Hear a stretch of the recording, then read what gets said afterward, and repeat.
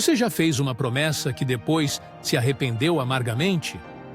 Hoje vamos explorar uma das histórias mais trágicas e controversas do Antigo Testamento, onde palavras impensadas levaram a consequências devastadoras que ecoam através dos séculos. Nos tempos turbulentos dos juízes de Israel, cerca de 1100 anos antes de Cristo, a nação vivia em constante conflito.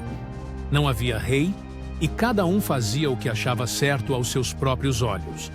Era uma época de caos, guerra e instabilidade política. Neste cenário conturbado, surge um homem cujo destino seria marcado por uma promessa fatal. Jefté era filho de Gileade e de uma prostituta. Seus meio-irmãos o expulsaram de casa, dizendo que ele não herdaria nada da família por ser filho de outra mulher.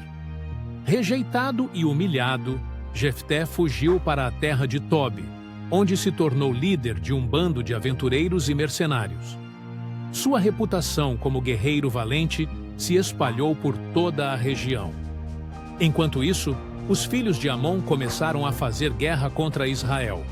Os amonitas eram descendentes de Ló, sobrinho de Abraão, mas haviam se tornado inimigos implacáveis do povo escolhido. Eles reivindicavam territórios que Israel havia conquistado séculos antes, e agora marchavam com um exército poderoso para retomar essas terras.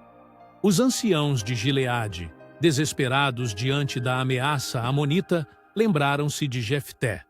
O mesmo homem que haviam rejeitado agora parecia ser sua única esperança de salvação.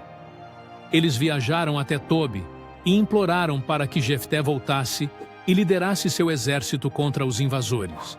Jefté não escondeu sua amargura. Ele questionou os anciãos. Não me odiastes e me expulsastes da casa de meu pai?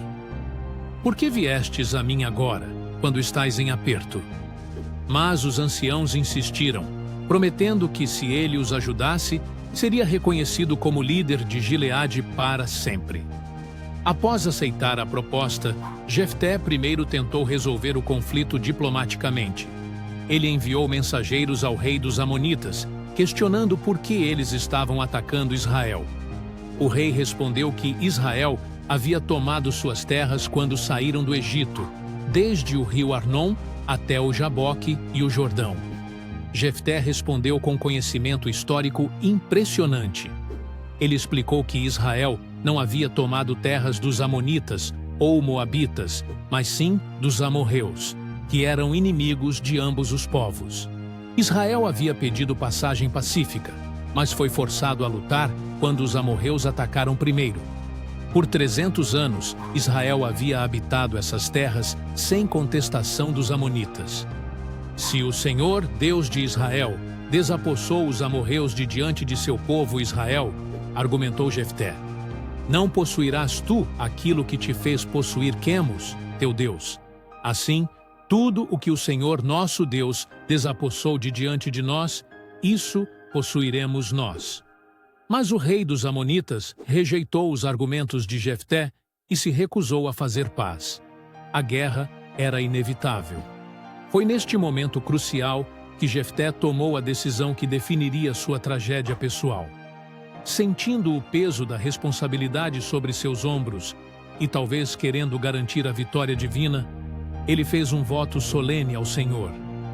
Se me entregares os filhos de Amon nas minhas mãos, prometeu Jefté, aquilo que, saindo da porta de minha casa, me vier ao encontro, voltando eu vitorioso dos filhos de Amon, isso será do Senhor, e o oferecerei em holocausto. Era uma promessa imprudente e desnecessária. Deus já havia demonstrado sua disposição de ajudar Israel através de outros juízes sem exigir tais votos extremos. Mas Jefté, talvez influenciado pelas práticas pagãs ao redor ou movido por uma compreensão imperfeita da natureza divina, fez esta promessa terrível. O Espírito do Senhor veio sobre Jefté, e ele marchou contra os Amonitas com o exército de Israel. A vitória foi completa e devastadora. Jefté derrotou os inimigos desde Aroer até Minite, conquistando 20 cidades, e depois até Abel-queramim. Os amonitas foram totalmente subjugados diante dos filhos de Israel. Mas a alegria da vitória logo se transformaria em lamento indescritível. Quando Jefté voltou para sua casa em Mispá, quem saiu ao seu encontro com tamborins e danças não foi um animal ou servo, mas sua própria filha, sua única filha. Ao vê-la, Jefté rasgou suas vestes em desespero e clamou: "Ah, filha minha, muito me abateste e és daqueles que me turbam, porque abri a minha boca ao Senhor e não poderei voltar atrás." A jovem, demonstrando uma fé e coragem extraordinárias, respondeu ao pai: "Meu pai, abriste a tua boca ao Senhor. Faze de mim conforme o que saiu da tua boca, pois o Senhor te vingou dos teus inimigos, os filhos de Amon." Ela pediu apenas 2 meses para ir às montanhas com suas companheiras e lamentar sua virgindade, pois morreria sem se casar ou ter filhos. Este pedido foi concedido, e após os 2 meses, ela retornou, e Jefté cumpriu seu voto. Esta história levanta questões profundas sobre a natureza dos votos, a soberania de Deus e as consequências das palavras impensadas. Alguns estudiosos argumentam que Jefté poderia ter redimido sua filha com dinheiro, conforme permitido na lei de Moisés. Outros sugerem que ela foi dedicada ao serviço perpétuo do tabernáculo, não necessariamente morta. Independentemente da interpretação específica, a lição permanece clara. Nossas palavras têm poder e consequências.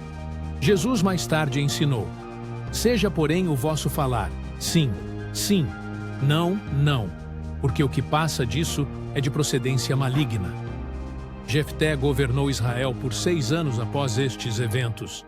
Sua história nos lembra que mesmo líderes ungidos por Deus podem tomar decisões precipitadas com consequências trágicas. Ela nos desafia a considerar cuidadosamente nossas promessas e a buscar sabedoria divina antes de fazer votos que podem afetar não apenas nossas vidas, mas as vidas daqueles que amamos.